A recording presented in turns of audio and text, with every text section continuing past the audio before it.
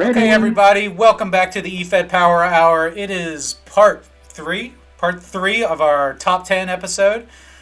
I've got my good friends on the line here. I've got Meagan G and Todrick Tabor-Ramsey. Megan, say hi to the people. Hello, guys. Toddy, say hello. Hello, all my rock stars. Hey now. We're doing our top 10 current in real life wrestlers.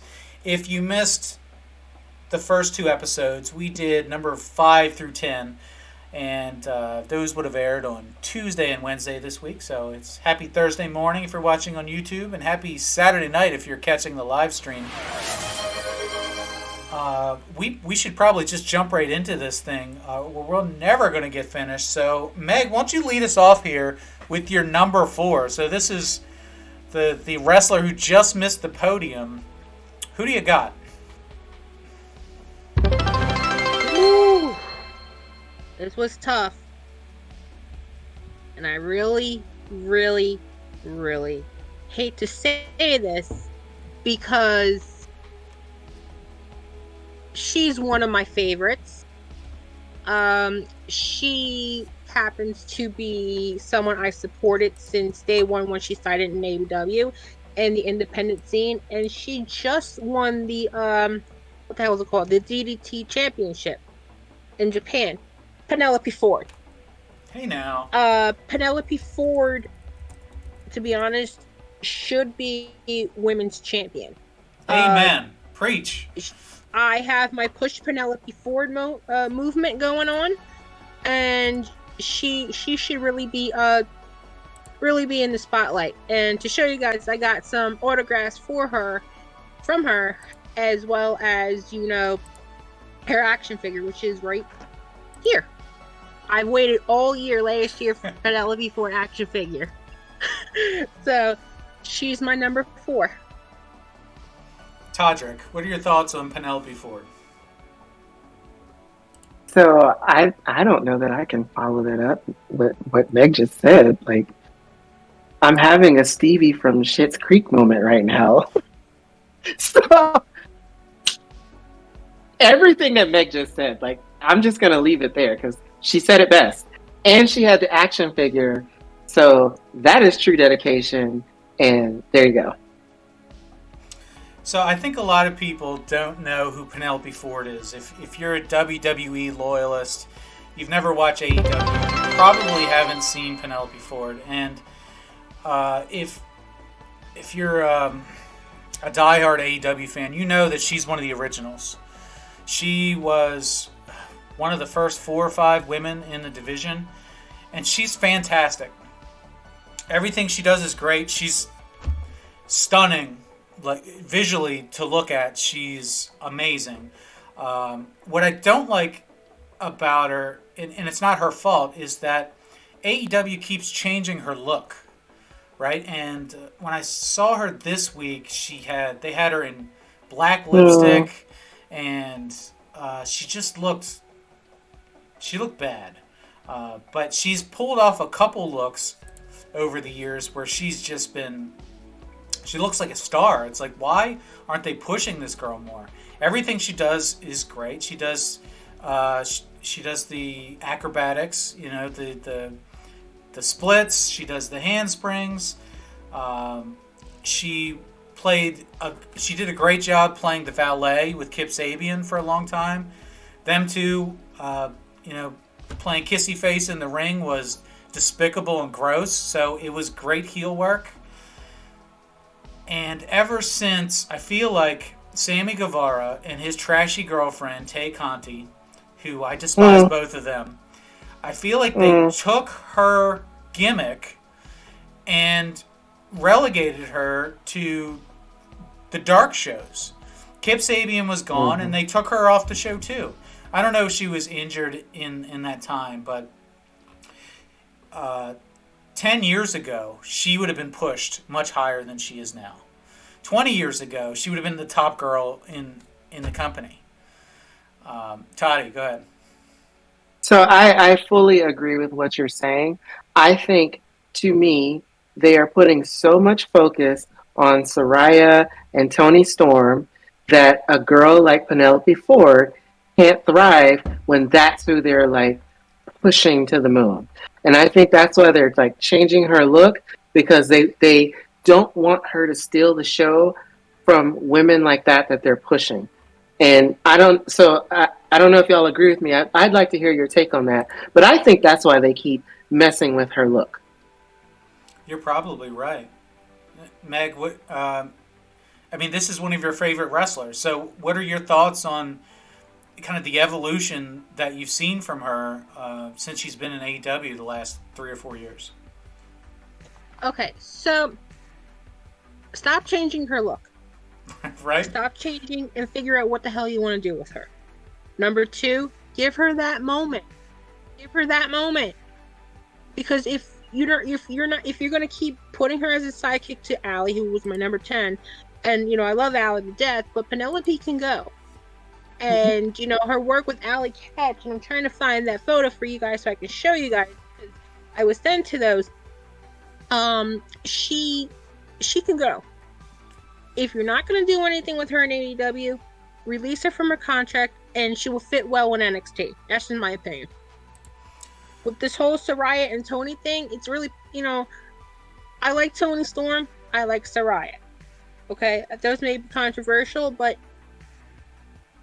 push Penelope. If I gotta start a push Penelope Ford movement, I will do it. Well, I don't know if you can see this on the video here, but WWE had a chance with Penelope Ford in NXT in a tryout, and they passed on her. I guess she didn't have the look at the time, or maybe AEW just does a better job of getting her all dolled up for the ring. It is quite a manufactured look that she pulls off. It's heavy, heavy makeup every time she's in the ring, and the gear that she has is very complementary to her figure. It's a whole look. She's got a whole team that gets her there, but I think she's in the same boat with Kip Sabian, where she's a mechanic, she's a jobber to the stars. She is there to make your rising stars look good, and I think she's fine with playing that role. I mean, she's been playing that role since the beginning of AEW, and I as long as she's still there, it makes my heart happy. Seeing her go away is I don't want to see that. I love the bad girl when she comes out with the leather jacket and the sunglasses, and when she's playing the heel. I think that's when she really excels, because she's the what's the word for it? She's the foil to the baby face. And when you've got all these girls like Sheeta in this picture, or Thunder Rosa, I mean, she's put all these other girls over, Chris Statlander, by being the bad girl, by being the cheater, the trashy girl. But at the same time, she's also happily married with Kip Sabian. And if you've ever watched their YouTube stuff, they have their own vlog. She's like a super nice girl, And I hope that... If you want to see how dedicated... Oh, I can't... Okay, I see it there. Oh, there it is. Oh! There we go. That's cute. I love Penny Ford, and the Saw spouse will tell you that she hates her, because every time she's on TV, I'm like, oh, hey, girl. And she's like, shut up, you are so gross. I'm like, it's Penelope Ford, though. She's like, oh, she is so trashy. I'm like, yeah, that's the character, though. It's a thing. She's doing a thing. And she pulls it off as, like, the cool girl. I didn't like the wedding segment that they did with Miro as the best man. I think it was Miro, right? That was dumb and bad. But she's great with the bunny. And I feel like she's going to be there forever. And I hope she is. She just needs her moment.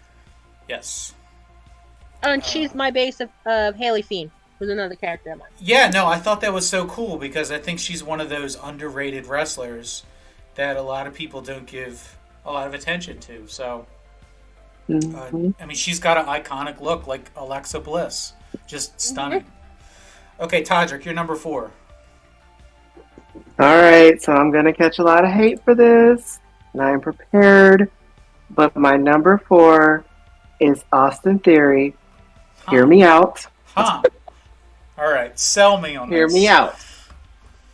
All right, so Austin Theory is one of those characters that he has the look of the wrestler. Like you can see him as a champion, and he does improve each and every time that you see him. Like you obviously hate the guy because of like the storylines that they put him in and the pushes that he does. But he is also someone that you hate him so much you still want to see like what he's gonna do. He has this punchable face, which you just want to see the other guy punch him in the face, but you also want to see his antics week in and week out. And he is someone who continues to improve no matter who they put him in there with. So, to be in there with Brock Lesnar and Bobby Lashley and Seth Rollins and to still have not be overshadowed by those guys.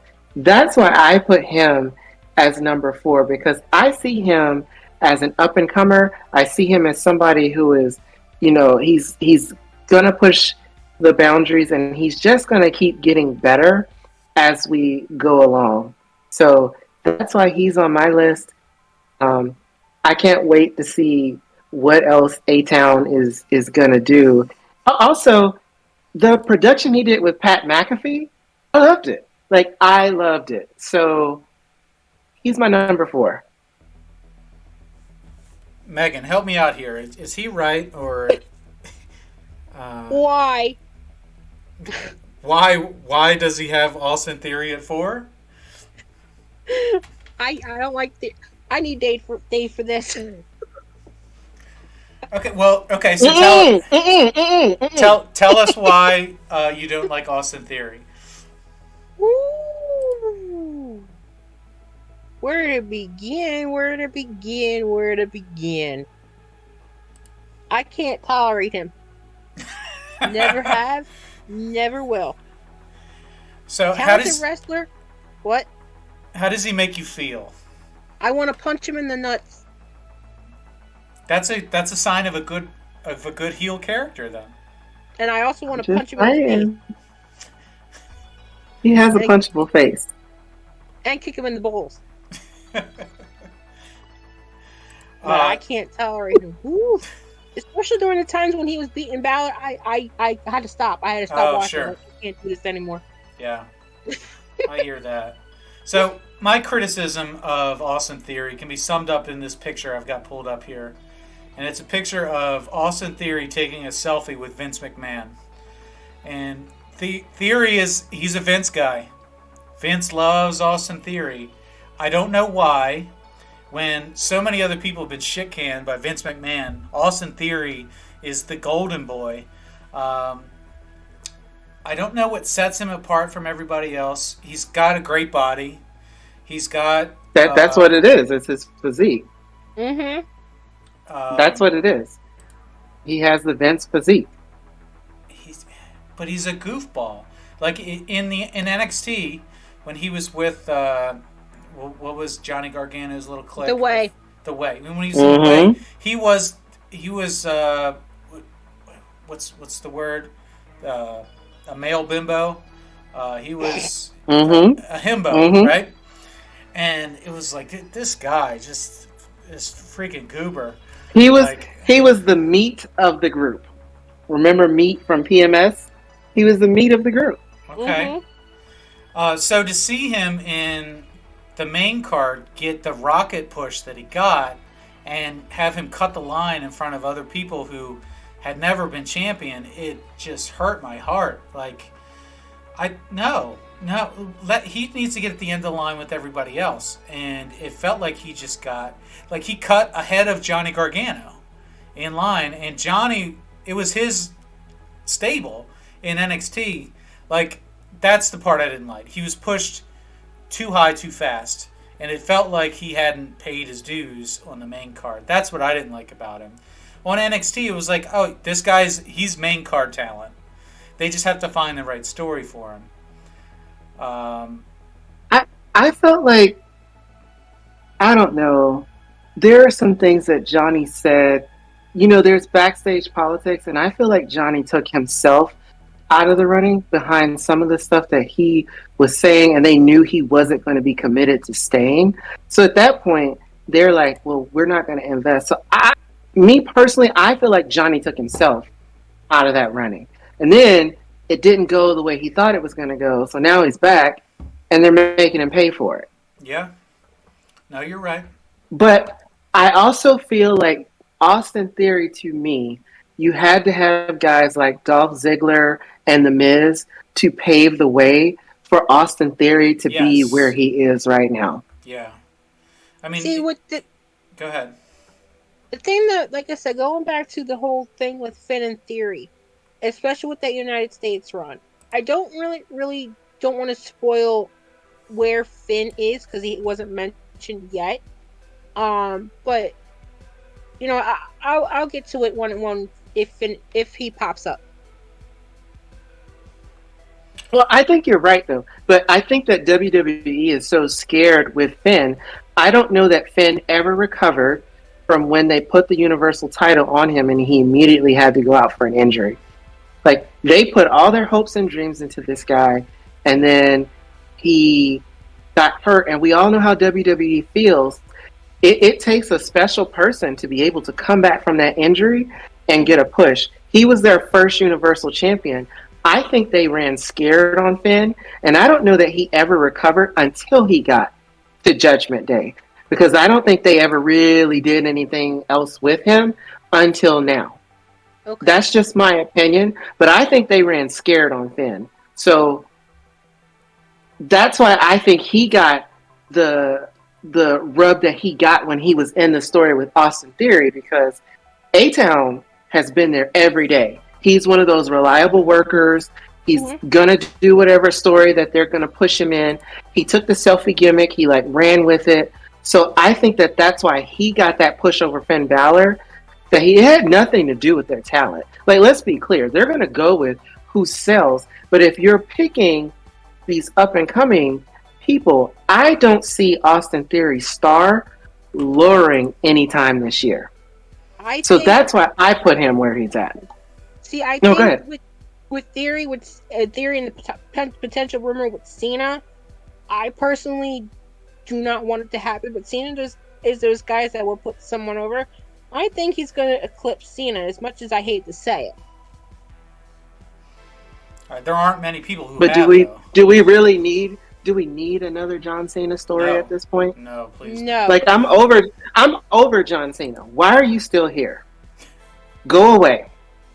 Like, that's my thing. So I feel like it's only right if he does come back to push someone, as is the tradition of wrestling. And you've heard guys like Ric Flair and Triple H and The Rock and all of them talk about the tradition of pushing someone. So if he does come back, then he needs to push Austin Theory. That's what he needs to do. That's the tradition of wrestling, and he needs to just go away. We're over it. Why are you on... See, I'm not going to get on this tangent. Lord have mercy. I almost got started on John Cena. So I'm done. I think the jury is still out on Austin Theory, right? All the potential in the world. He's got the backing of some very important people.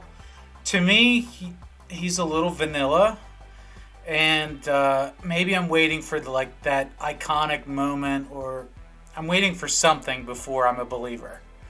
But he's certainly got all the potential to do it. He's not my favorite because I haven't seen it yet.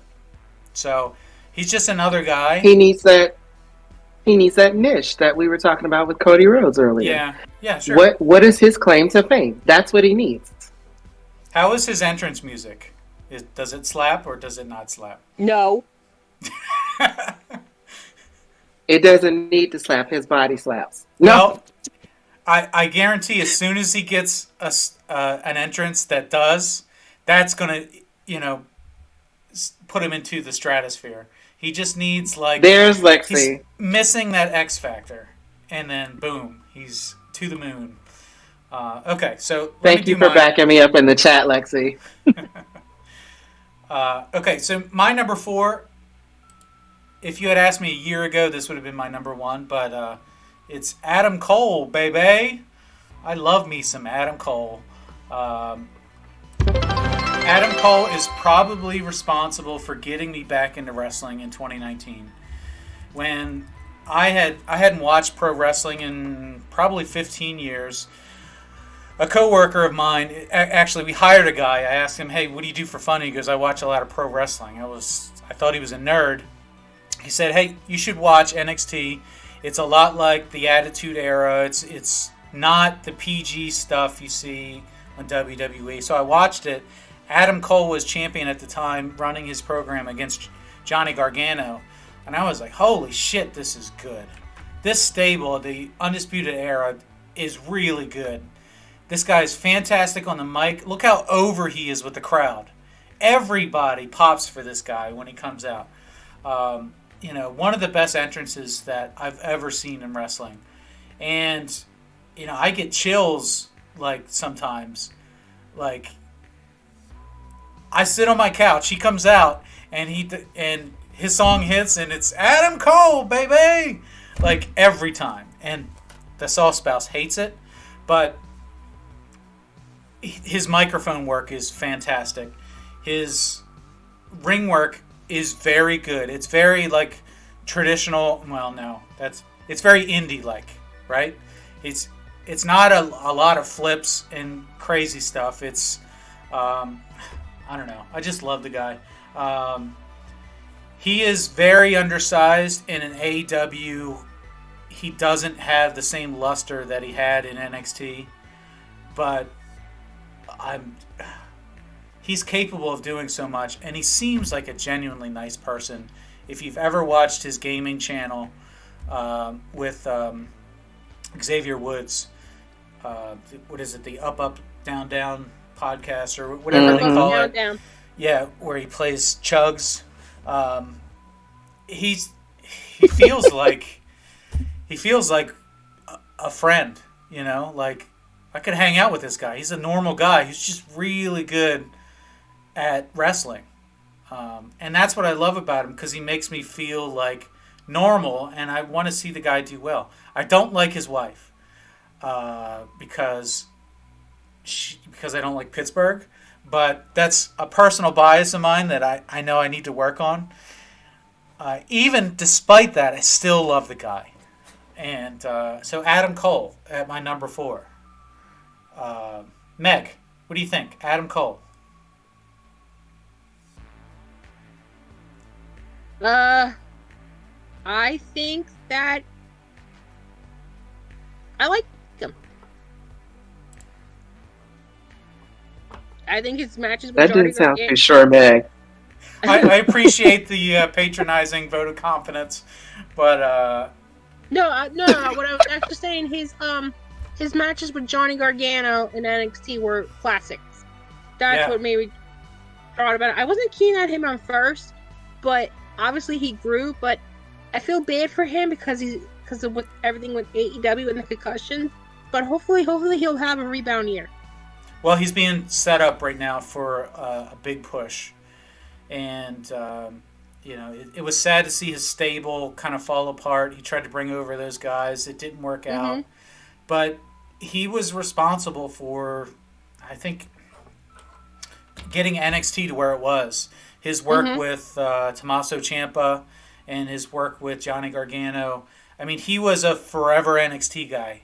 Was never going to get called up to the main roster because of his size. And he's kind of a skinny guy, but he made you feel like, anybody can get here. And I just love that show, and at a time when he was at his best. Todrick, are you with me on that, or is he a goober? I am. Nope, I'm 100% behind you. His work on NXT was solid. He is one of the many reasons why I would watch NXT. The work he did with that stable, the work he did with those guys was amazing. Everyone got equal pushes, which I loved. Everybody had their time on the mic, and you could tell that they were really working with one another backstage, and that showed with the work that they did. And that's a testament to him. Yeah, stuff is scripted, but as a stable leader, that's a testament to him to make sure the entire stable looks good. They have their shine, they have their marks, they have their cues. That's a testament to him. And it not only translated off of TV, but I'm a fan of the WWE games. So like when I got to face him and the stable, over the moon, over the moon. Wanted to beat him, wanted to be the best, believed in that, and they were that good that they made it into a main chunk of the NXT storyline in WWE 2K22. So that says something about your work when you make it into that. Not only with a storyline, but they had him actually record like voicemail. So your created wrestler is going back and forth with him in different text messages as you progress through the story. So that's a testament to who he is. And I really hate that so many people get overlooked by this body size thing because genetics, some people just by their sheer genetics, they just can't get bigger naturally. And I'm gonna leave it there. But naturally, he has star quality, and he proved that in NXT. So I hate to see a guy like him be overlooked because of his size. But I think the work is there, and I fully agree with you. He absolutely deserves to be in the number 4 slot on this list. Yeah, I mean, he's a guy he's not main card material, but he's an indie legend, right? I love me some Adam Cole. I'll watch any. He's one of the only guys that I bought a T-shirt just to wear his name on my chest, and that's not something that I do often. But well, Adam I haven't Cole, come out with baby. mine yet, but once I do mine, you'll buy my shirt. Okay, that's right. All right, Meg, you're number 3. So we're on the podium now. Who do you got? Ooh, this was tough. This was tough because all 3 are my favorites. But the favorite of the favorite is number 3. Dave, you're in the chat. Do what I told you before with the smiley face. I spent almost thousands of dollars with the merchandise. I have his action figures. I've bought tickets to see him. Number 3 is Finn Balor. Hey! I knew he was coming. The reason why I have him low is the series of, unfortunately, the unfortunate events, and I've been, as I say, the ride or die for him. I know people's like, oh, he should be released. He should do this. I don't like him because blah, blah, blah, blah, blah, blah, blah, blah. But let's be real. Finn Balor is a merch mover. He makes the money. He's popular for a reason. Okay? There's a reason why Triple H signed him. He has unfortunate series of events where he gets injured. First ever Universal Champion gets that taken away and never recovered. The Judgment Day thing. As much as I wanted him to turn heel, even on the main roster, we all seen that beautiful heel turn on Johnny Gargano in NXT. I feel like they put him in the Judgment Day group, but at the same time, I feel like the Judgment Day for Finn is running its course. Tonight he was the one that to take the fall with Edge and over Elimination Chamber. That's fine. He got his win back from the I Quit match, which, to be honest, I think that was my favorite match of last year regarding Finn. I personally think the Edge and Finn feud needs to end at Hell in a Cell. WrestleMania in the Hell in a Cell match, as they rumored, with Finn finally winning. But to me, this is my opinion. It may not be a popular one. I think they need to turn him back face and have him revert to the NXT Finn we saw in late 2020, early 2021. Dave, I want it to happen because it's getting to the point where he needs to be out there. Don't send him back to NXT. If you have Triple H at the helm, Triple H isn't going to know what he's going to do. Like, split the two titles up. Have Finn finally have their run. He's one friggin' win away from the Triple Crown. The Grand Slam. Obviously, that's probably going to go to Kevin Owens first. Okay? Because Kevin Owens is also one tag away. But, to be honest, I think that face turn needs to happen. Bring back his original thing. Somebody said they missed Dick Print Finn. Dick Print Finn on Twitter. I was like, yeah, I agree too. But it's getting to the point where the Judgment Day thing, and I know I said I love Damian Priest and Rhea Ripley. I'm not a fan of Dominic. The Judgment Day thing is running its course. And I think it's time for Finn to break out, get away, have him revert back to the Prince, bring back his goddamn theme song. If CFO is still having that issue, have Disturbed cover it to his theme song. I don't care. Just bring back Finn as who he was in NXT. Triple H is, like I said, Triple H is at the helm. Triple H is on the roster. Is doing creative. It's not like Vince McMahon. You know, he has it. He has to break that glass ceiling. Because if he doesn't, I don't know what else I can do. It's breaking my heart. Seeing your favorite, who you root for, just crumble. And no, he doesn't need to be released. Why release him? Because you don't like him? Give a good reason why you don't like Finn. Okay, I get it. He may not be people's types. You know, I may bug people about him. But at the same time, he just has to break that ceiling. Break that ceiling and finally get the Duke. Give him the Grand Slam. Just have him break away from the Judgment Day, revert back to his theme, and so forth. It's breaking my heart. All right, Todrick, I know Meg could talk hours about Finn Balor. I want to get your opinion on our friend here.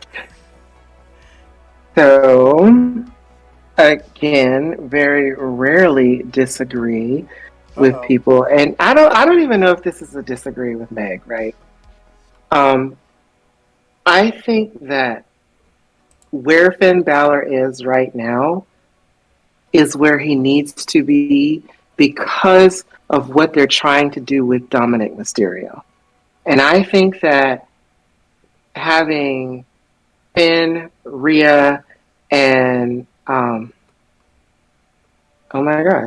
Damian be there to pushes him where he needs to be. So they're working with younger talent to bring him in to sell those things. So I think that right now where Finn is, it's working to help Dominic.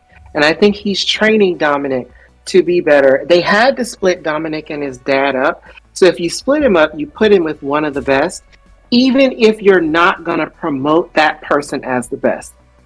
So here's where we come to that turn. I alluded earlier when I talked about how they are afraid of Finn Balor with the injuries. So I feel like they give him chances, but I don't know that they are ever going to give him the chance to put him back at the top of the roster. So when they moved him back to NXT, I think that was something they needed to do so that he could thrive and so that he could still be one of those A-list stars and still have that momentum. That needed to happen. But then when they called him back up, he's in a sea of talent, right? So they're only going to push certain talent. And I don't see them pushing him. So right now where he is, he's great. He is great.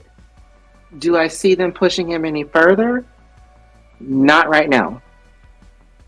And what I don't want is them to not know what to do with him. I'd rather him have a storyline where he comes out there, he's the leader of a faction, he's in charge, you know, he does these things, versus they don't know what to do with him, and then he's not on TV at all. Because you can't send him back to NXT at this point. You can't do it. Like it's just not going to work out. So you keep him on main TV. Now, when this thing with the Judgment Day runs its course, maybe you separate them and you send him to a whole nother show. You work another program with him because he now has that credibility to do it. But as it stands right now, if you separate Finn Balor from the Judgment Day, I think that the WWE doesn't know what to do with him, and then he falls to obscurity, and then he ends up getting released. And I don't want to see that happen. We don't. But my thing is, I've waited and I don't like waiting. And I'm at the point where it's getting to the point where I can't wait anymore. Like, what are you going to do? Like I said, he's one win away from Grand Slam.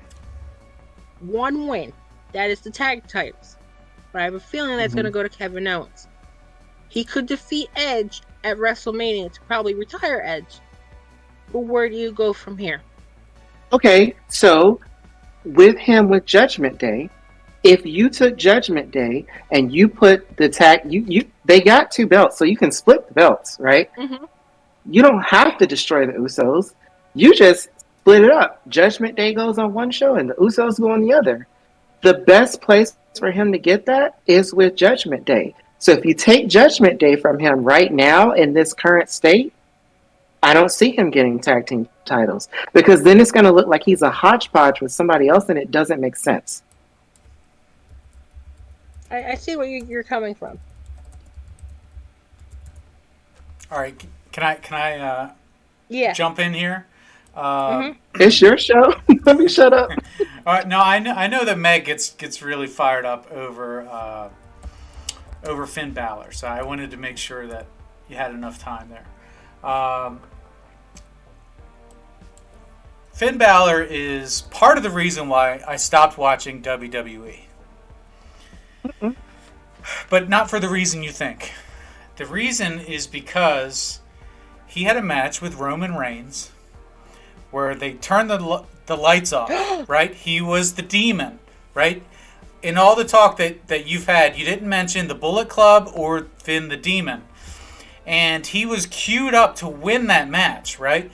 The lights turned red, the music turned on, his heartbeat, everybody could hear it in the arena. He got back up, he climbed the turnbuckle, and then the rope broke? God wanted Finn Balor to lose that match? Are you shitting me? And then that's how Roman Reigns wins? I said, that's it, I'm out.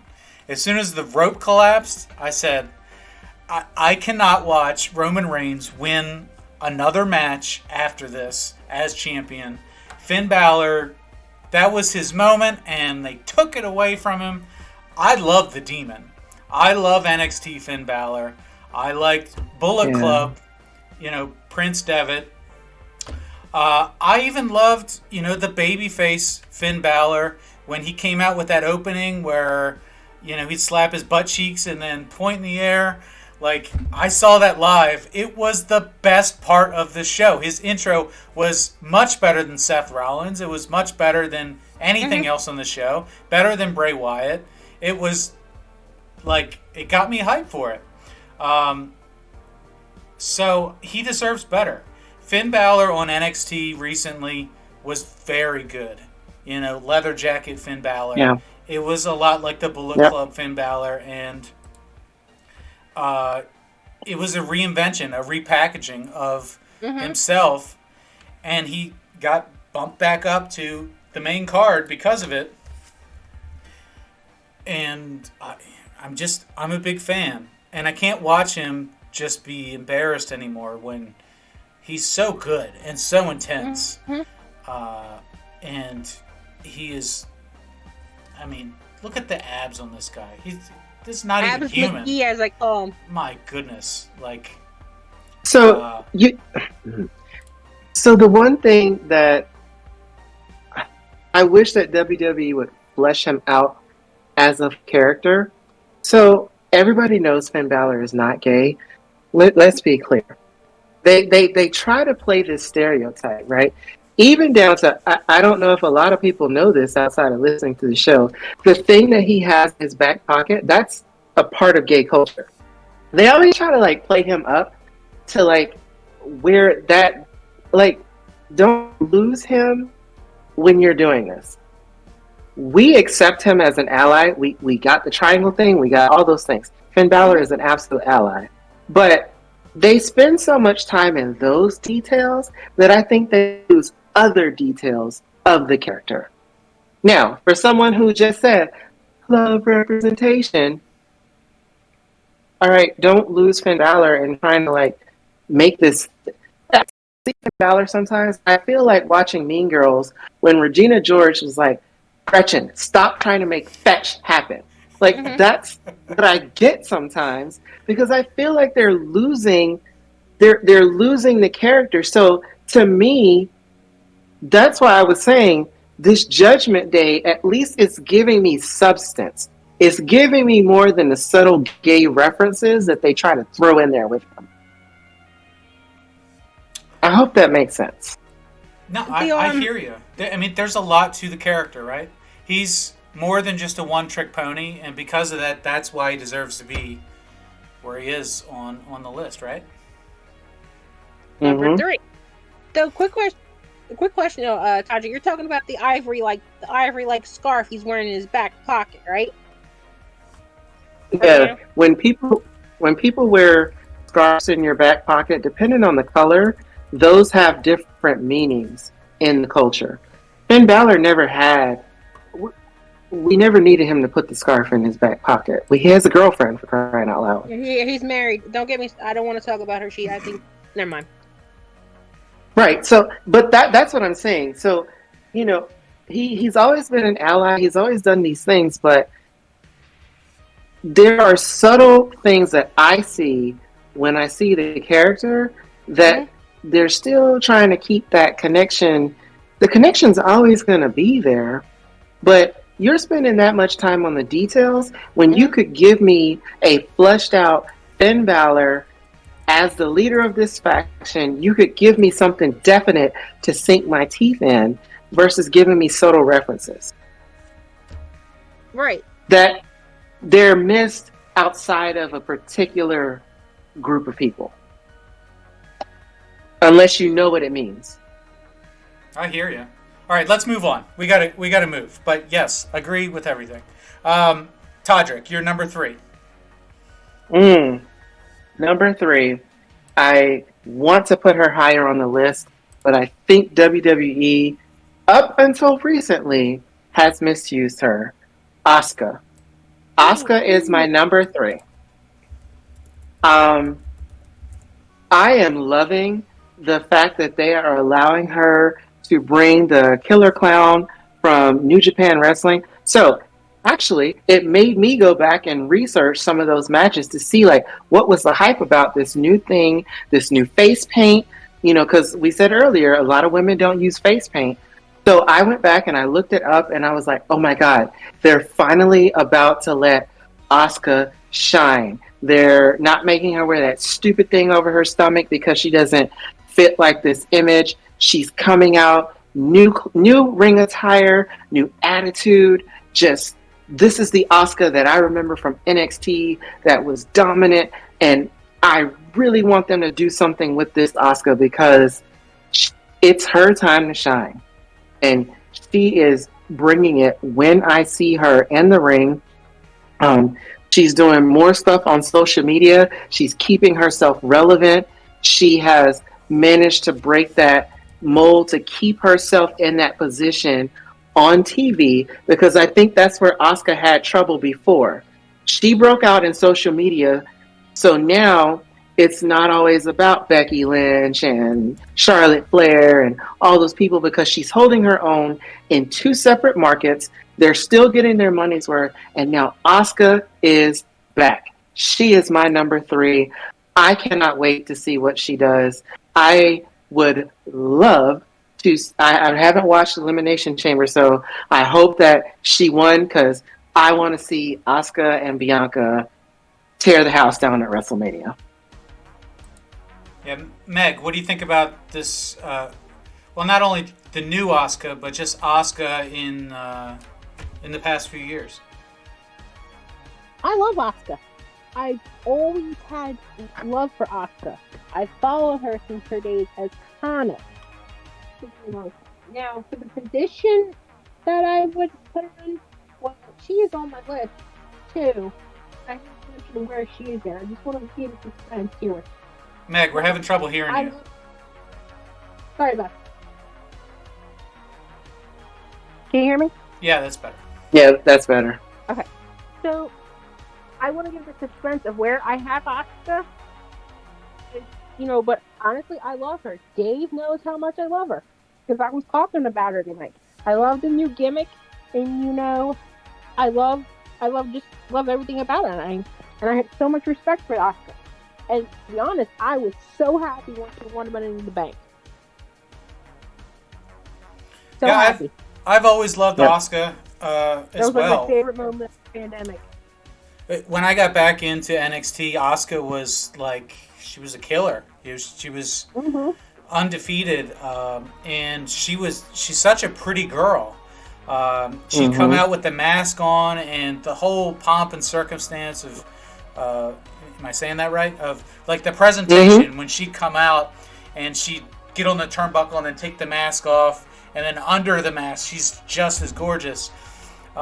She was so good back then, and then they introduced the green mist, and I was so offended by it because they took this pretty girl and they took this phenomenal athlete and they reduced her to basically a racial stereotype, introducing the Asian mist to Asuka, and then she was just a member of a tag team, and she was overlooked for so long. So when they finally revealed the dark Asuka, they got rid of the green drips from her eyes and I think they stopped doing the green mist. But it was yes! Let's go! Now's her time. She's going to shred everybody. She did blue mist at the Royal Rumble, but the way she did it wasn't as gimmicky as they had done it in the past. Yeah. So, I felt like they were paying homage to Tajiri and how great he was, but they underused him as well. Sure. And so they needed to do something with people from that Japanese background. So I wasn't as offended by that, but I get it. It's the same problem why they can't have Charlotte and Ronda Rousey in the ring at the same time, right? Nobody in that match is going to look weak. And so when they did the Asuka versus Charlotte thing, was it time for her to lose her streak? No. I don't think so. I don't think it was. But this is Charlotte Flair, so she has to, I think Asuka got the raw deal, and I think that that's when that turn happened. And I think that they didn't know what to do after that happened. They didn't know to bring her back strong. So they just misused her for quite a while. So when she won that Money in the Bank, that was that semblance of, okay, Asuka's coming back. And then they started letting Asuka do more things in the ring that we were used to seeing her do. I feel like Asuka suffered that curse that you heard women like Victoria and Michelle McCool and other people talk about, where they intentionally held those athletic women back. And I feel like her, Kairi Sane, Io Shirai, I feel like women like that were intentionally held back. And now we're starting to get to see Asuka again. And I am here for that. Yeah. I'm here to see Asuka again. Nobody is ready for Asuka, and I believe it. I believe it now. Yeah, I'm with you. Yes. 100 times yes. Okay, I'll give my number 3, and this is the first double shockingly, it's the first double that we have on the list here, but my number 3 was Bryan Danielson, and Todrick, you had Bryan at number 8, and for me, probably the best pure wrestler in the world. Really, really good on the microphone. Bryan Danielson. I think we've already spoken volumes about what he's capable of and how his window is closing on the rest of his career. So right now, this is he is a walking legend, and anything he's going to do is going to happen very soon, because he's probably got to retire in the next 2 years.